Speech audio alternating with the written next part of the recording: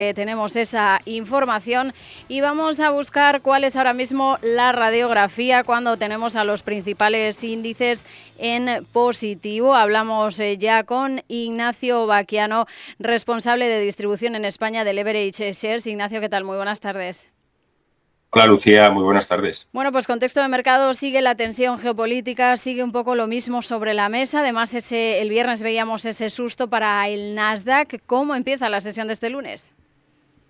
Bueno, pues con esa caída del Nasdaq 100 del 4,7% en una sola sesión, recordando a abril de 2025 con el problema arancelario y esas fuertes caídas que vimos hasta un 9% en Nasdaq, pero también con la mente en años como el 2000 o 2001 de burbuja tecnológica, recordando esas fuertes caídas.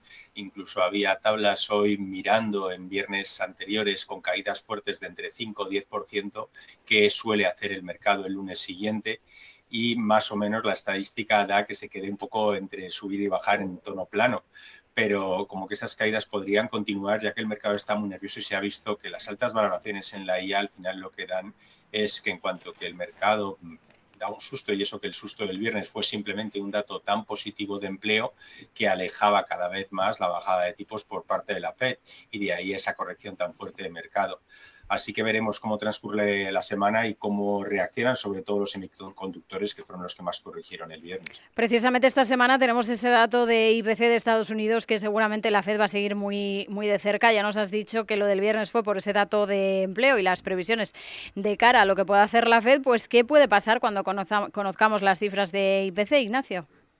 Justamente porque ya se está pensando en lecturas en torno al 4,3% en la general de los últimos 12 meses, y eso es un dato ya que cada vez va a preocupar más al mercado. Pensaba en muchos analistas e inversores que iba a ser algo puntual, pero estamos viendo que no, y cada vez las previsiones son que el conflicto sigue alargándose y, por otra parte, que incluso liberándose o abriéndose el estrecho Hormuz por completo, van a tardar mucho las reservas estratégicas de todos los países en recuperarse, y por tanto la demanda va a seguir siendo fuerte. A lo mejor vemos un ligero corrección en ese petróleo cuando por fin se solucione el conflicto, pero en definitiva creo que va a ser algo que se viva de una manera breve, puesto que al final la demanda va a seguir siendo muy fuerte. Uh-huh. Y ese dato de inflación de ese 4,3% yo creo que va a ser muy dañino, y como decía, si antes el mercado pensaba que bajarían tipos en este año, ya está claro que van a subir por lo menos un cuarto de punto, pero ya empiezan a haber analistas un 20% que hablan de dos subidas del año, en torno a un 0,5% en total, pero son un 20% de inversores, y yo creo que eso va a seguir aumentando. Uh-huh. Tenemos que mirar también a SpaceX. Ignacio, tenemos ya esa esperadísima salida a bolsa histórica que va a tener lugar este viernes. ¿Cómo lo veis vosotros desde Leverage Shares? ¿Burbuja? ¿Realmente pues sí es un negocio que tiene un respaldo detrás, pero pues las valoraciones pueden ser un poco quizá demasiado eufóricas? ¿Cómo lo valoramos? Bueno, es un hecho histórico y casi podríamos estar el programa entero hablando de SpaceX y de esta OPV.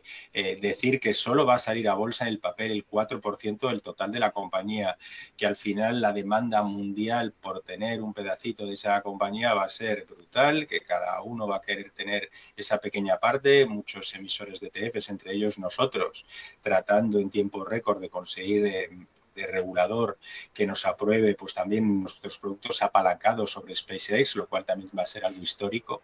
Y realmente como que las valoraciones son de locos, están prometiendo que para 2030 multipliquen por 100 los ingresos en la IA.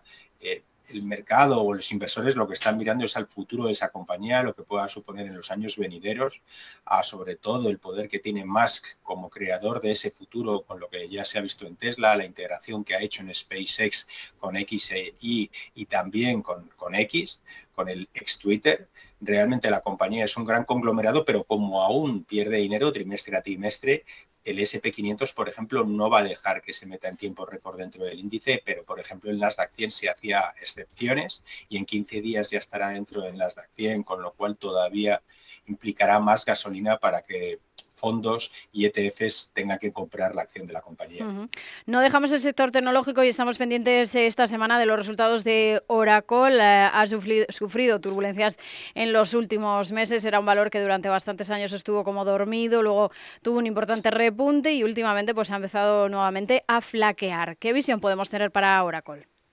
Sí, justamente, si desde máximos que hablabas, pues esas correcciones llegaron al 50% del valor con todas esas promesas que hacían en cuanto a beneficios o ingresos futuros y de dónde iban a venir esos ingresos que al final pues eran Anthropic o OpenAI prometiendo, digamos, que les comprarían o que ingresarían para Oracle, ha hecho una gran, digamos, infraestructura de nube y eso le ha costado mucho dinero, de hecho está endeudada en más de 100.000 millones de dólares y el mercado va a mirar con lupa esos contratos y esas promesas de ingresos futuros.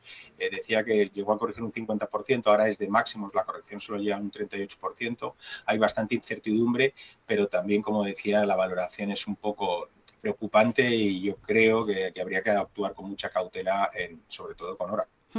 También estamos pendientes esta jornada nuevamente de Marvel, es la que más sube dentro del Nasdaq 100 con un repunte que casi llega al 10%. Se dispara tras la incorporación del fabricante de chips al S&P 500. Ya venía impulsado por esas declaraciones de Jensen Huang desde el CEO de Nvidia, que decía que va a ser el siguiente valor que llegue al billón de dólares. ¿Qué visión tiene para Marvel ahora mismo, Ignacio?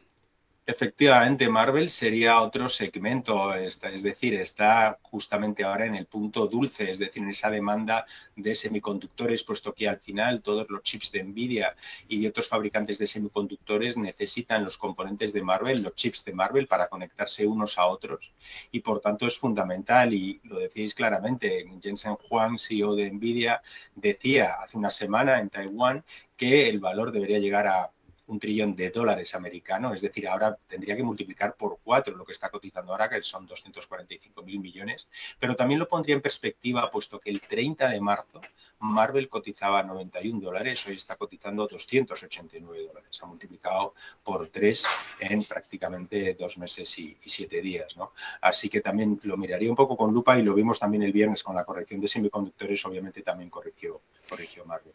Y Ignacio, ya para terminar, ¿algún sector o valor en el que poner el foco ahora, con permiso de la tecnología, o no sé si efectivamente nos quedamos en algo tecnológico?